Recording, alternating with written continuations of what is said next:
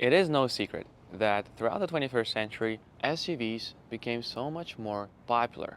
But I think there's kind of a polar opinion about these vehicles. Some people hate SUVs, some people love SUVs.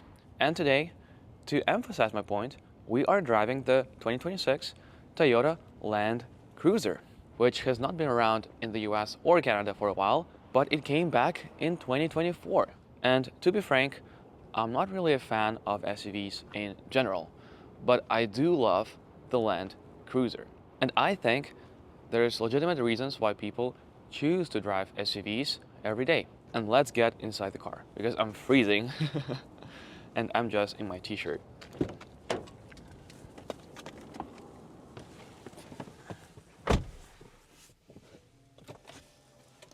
Let's get warmed up in here.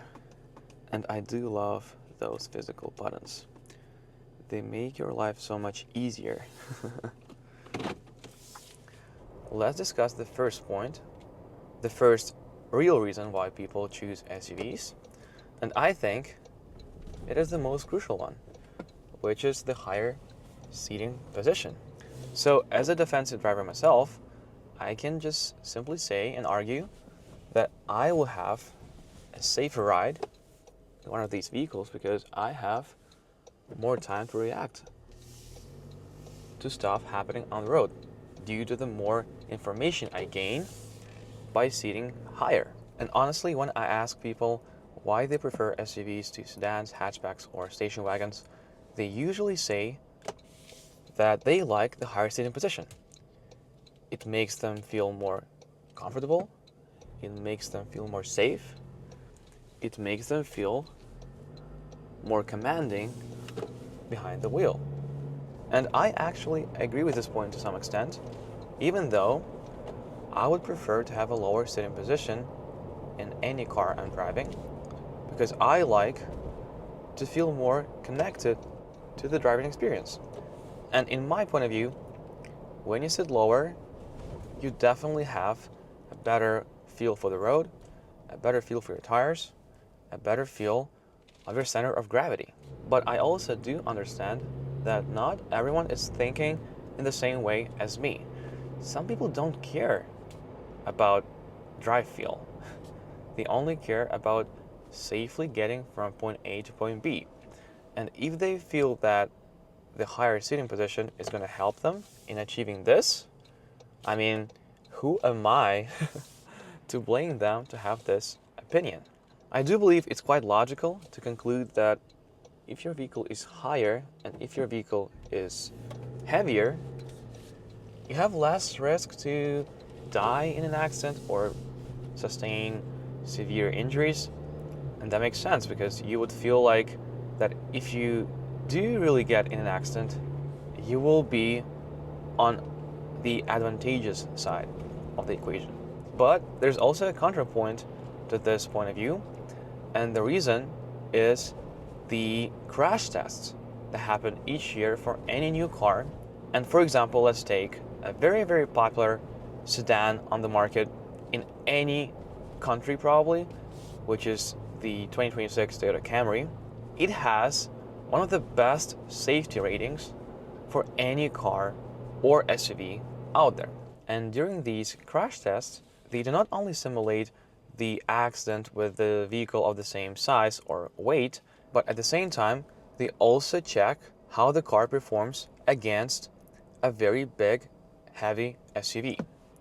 So that means if you're driving a 2026 Toyota Camry, you should be probably as safe as you would drive in a Toyota RAV4 from 2026.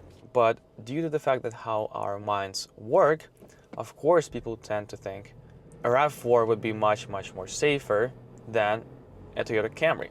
And I'm not trying to say that weight doesn't matter in a collision. Of course it matters, because it's physics. And I think the actual margin of safety is a lot smaller than people project in their heads. And you're probably wondering, why am I so much fond of this 2026 Toyota Land Cruiser if I prefer better driving engagement and all of these points I discussed in this video? When I was a kid, my father used to have a Land Cruiser Prado and the Land Cruiser 200 series, So I have this kind of sentimental connection to this vehicle, but at the same time, the Land Cruiser represents so much more, pretty much, than any other SUV on the market right now.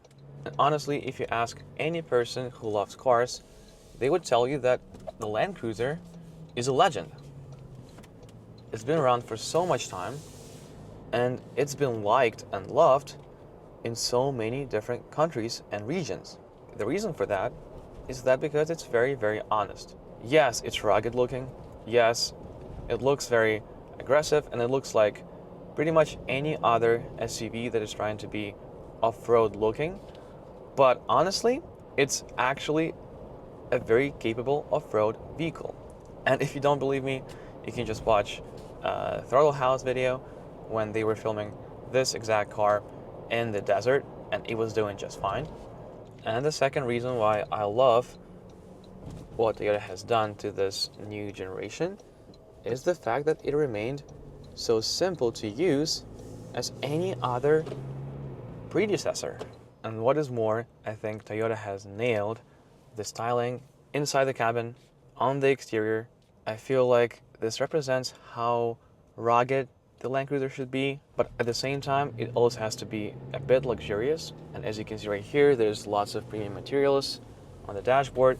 Everything feels very high quality. And I love how aggressive and how menacing it looks from the outside. And this takes me to the third point why people really love SUVs. And it's probably a cool factor, and at the same time, the preference of how SUVs look compared to cars. And I do get that some people might prefer the look of any SUV to any sedan, hatchback, or station wagon. And we should probably also not forget, when people buy cars or SUVs, it's probably an emotional moment for them. Some people like how SUVs look and ride, not because they want you to be feeling unsafe, not to intimidate you. Some people just prefer the look of SUVs. But let's get to the fourth point of this video, which is people choose SUVs as their one vehicle solution. People just want to buy a single vehicle and be done with it. And of course, SUVs tick lots of boxes for these kind of people. And also, you should not forget that there's also disabled people, or people who are older and don't have the best knees. So it is much, much easier for them to get in and out of an SUV than a low-sitting sedan. Even though there's going to be people in the comments, and I agree with them, that people can just get away with all of these needs by buying a hatchback or a station wagon or a sedan. But you should also understand that people don't always think like you. They just see an SUV as an easiest option and they just go for it. You don't have to do lots of research, and that's why you see Toyota RAV4s and Honda CR-Vs basically everywhere. And also, it is very important to emphasize that car makers don't actually even advertise their sedans, hatchbacks, and station wagons as much as their SUVs. But just to get this out of the way, I do believe that we should have less SUVs on the road. It will be a much, much safer driving environment for everyone. It will be beneficial, I think, for the environment as well, because SUVs are more expensive to make. SUVs are more expensive to maintain. It is also more expensive to fix an SUV if it's broken or got into an accident. It is also harder to park SUVs and find space for them. But in this video, I just want to discuss the real reasons why I do believe it is reasonable for so many people to choose SUVs over cars. So with this, let's get to my final fifth point, which is the encouragement of a driver to drive slower and safer. Even if we take as an example this week with this 2026 Toyota Land Cruiser, I noticed in myself some changes to my driving behavior. First of all, I tend to drive much, much slower. And you would ask me, why is that? You have more visibility, you have a higher seating position, you should be more aware of everything so you can drive faster, you can drive more aggressively. No. it's the other way around. I know that this vehicle has more visibility, but at the same time, I know that this vehicle is heavier than pretty much every single vehicle on the road. I comprehend my privilege of having a much safer vehicle probably in an accident. That's why I just tend to drive much more safer and slower. So I do have to take into account all of these things and of course drive accordingly. And if you have ever driven any big SUV like this Land Cruiser, you would know that it is not the best handling vehicle ever, to say the least. So I'm not very confident to go into the corner at a higher speed than usual. And of course, if you go slower on average in your driving every day, you're gonna be much safer for you, yourself, and for other drivers around you.